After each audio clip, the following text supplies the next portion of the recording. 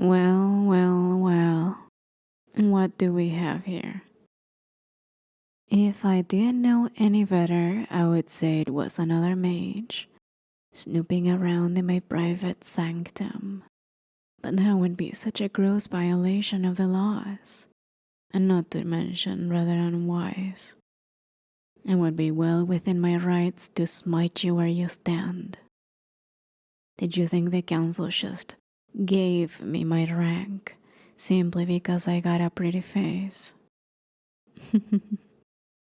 You and I both know it doesn't work like that. I did what I had to. I got my fire drake egg just like every other master of the arcane. And I can assure you, those fire drakes did not care one bit about how pretty I am. But I don't see why your intrusion should necessarily lead to unpleasantness between us. I will try to maintain courteous if you will do the same. Would you like some tea?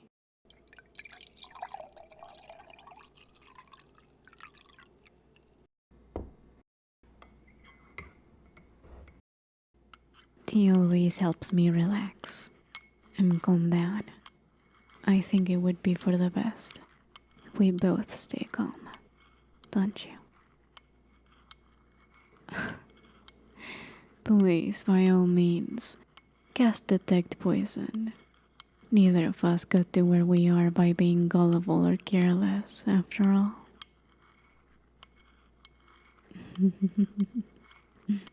You still can't believe an illusion mage could made it through the academy, huh? It's true.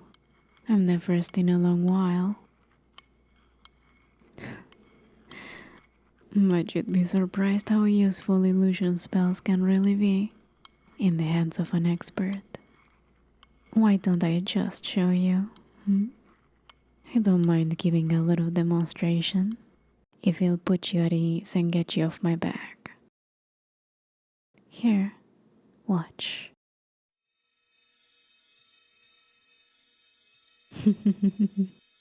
It doesn't look like much, right? Just a simple glowing ball of light. A cantrip. It looks like something that any skilled mage could cast if they practice hard enough. But you'd be mistaken. Many people think that real skill with illusions is about how big or impressive an illusion can make. But it's not. It's about how detailed you can make it. Look at the center of the light. Just humor me, alright? Take a good look at the center.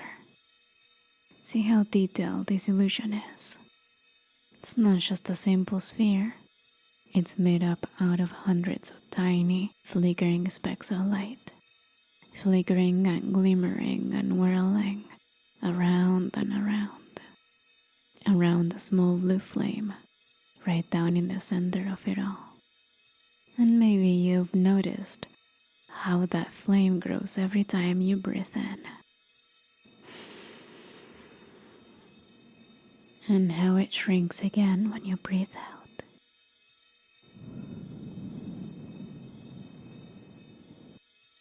And if you hadn't noticed it, pay attention to it now. See how the flame grows when you breathe in and shrinks when you breathe out, becoming brighter and dimmer as you breathe in and out. And it's hard to say if the flame responds to your breathing or if your breathing responds to the flame. But when the flame grows, you breathe in, and when the flame dims, you breathe out.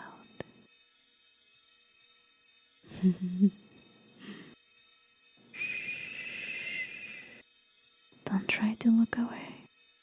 Just relax and watch the flame. Are you tired of looking at it? All right. Why don't don't you look into my eyes then? Look into my eyes. That's it. I'm talking to you. So you need to keep eye contact with me. It's only polite. And they're nice to look at, right? My eyes. They're such an unusual color. Almost indescribable. But they're pretty. So very pretty. And so very captivating too. You want to put a word to their color, but it keeps escaping you. It's almost as if the color of my eyes shifts and changes while you're looking at them.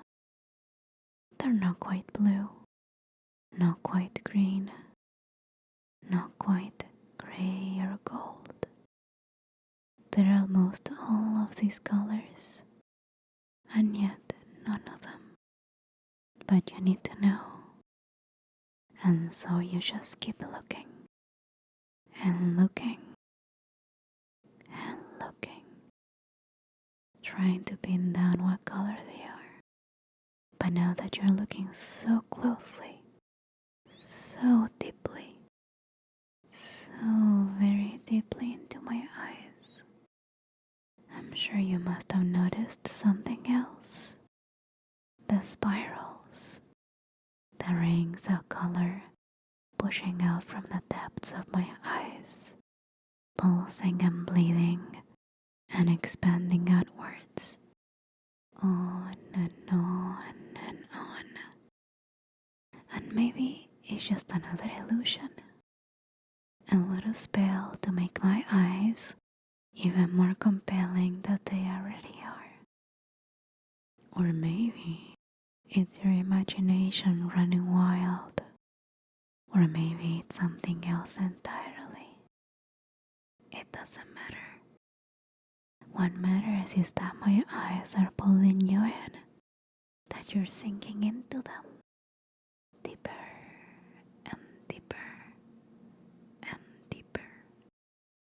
And the deeper you sink, the more relaxed you become, the more difficult it gets to think, and the easier it gets to just listen and sink even deeper. That's it. You're almost completely gone now, just listening to my voice and hanging on to my every word. I want you to go even deeper. I'm going to count you down, and with every number I count, you're going to sink even deeper now. 3. Empty your mind. 2. Open yourself to my voice. 1. And listen. 0.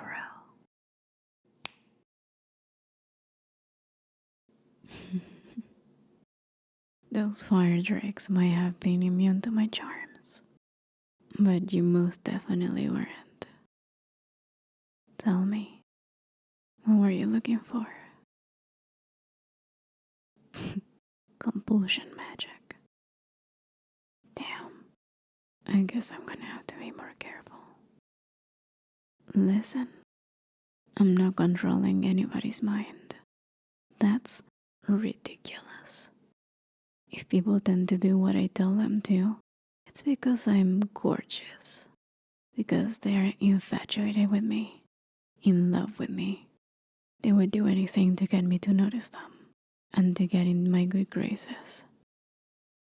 Just like you would do everything I tell you to. Just like you would do anything to please me. Just like you're madly, hopelessly in love with me. Isn't that right?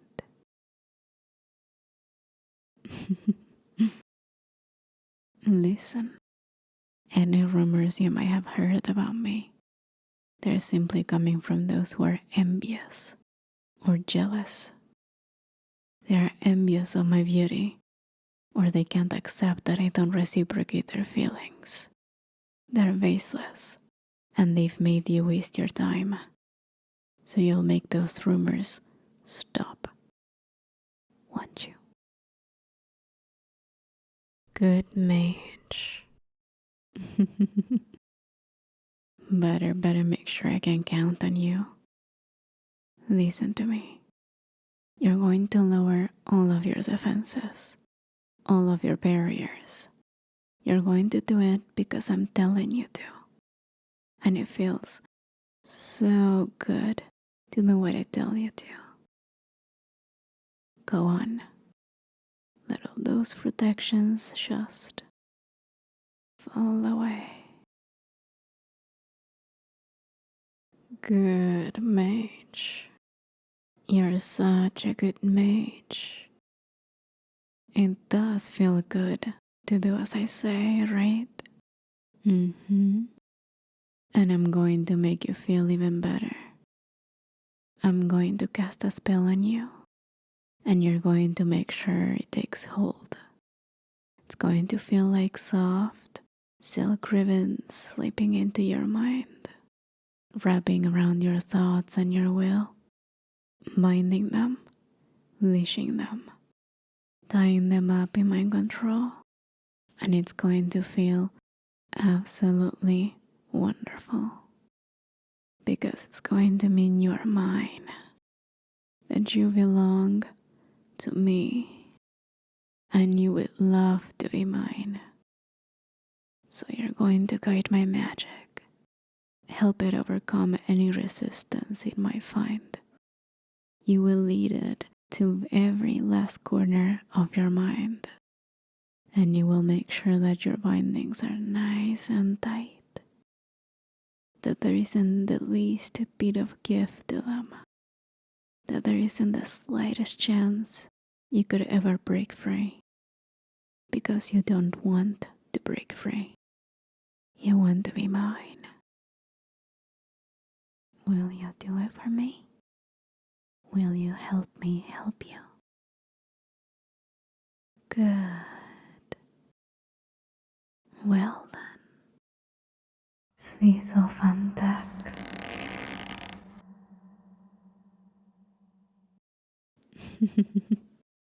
Perfect.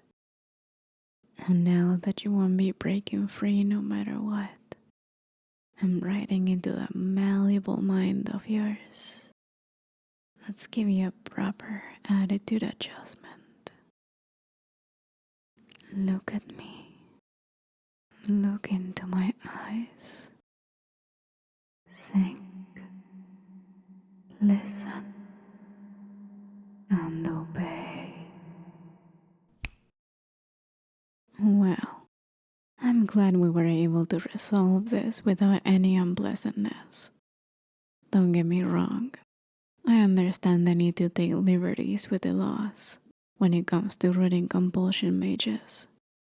It's such an insidious form of magic, and no one wants to see a return.